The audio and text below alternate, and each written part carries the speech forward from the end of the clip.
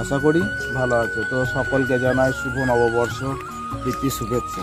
তো আজকে এই নতুন খাতা সম্বন্ধে আমি কিছু বলবো। তো ছোটোবেলায় যারা এই কার্ডটা দেখেছো তাদের কথা এখনও মনে পড়ে, যে যারা 1990 থেকে 2000 সালের মধ্যে যাদের জন্ম, তারাই একমাত্র জানবে এই কার্ডটার মূল্য কী।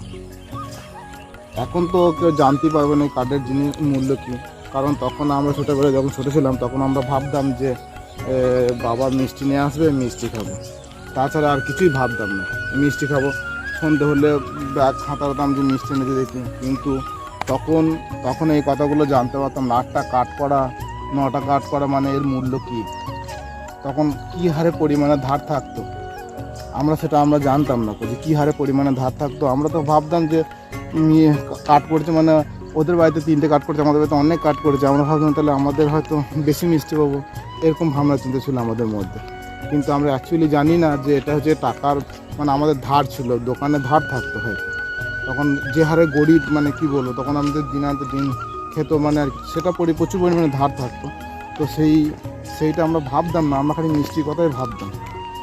তো এখন বড় হয়েছি, এখন বড় হয়ে বুঝতে পারছি যে এই কার্ডের মূল্য কী। তাই এখন যদি 2-3টে কার্ড যদি পড়ে তাহলে আমরা ভাবি যে বাপরে কত টাকার ব্যাপার আছে। তো সেটাই আর কি।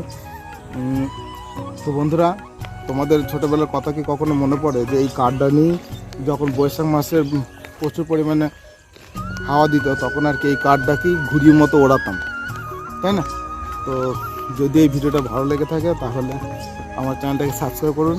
আর বৈশাখের সকলকে শুভেচ্ছা, আর নববর্ষের তৃতীয় শুভেচ্ছা সকলকে। আমাদেরকে অসংখ্য ধন্যবাদ।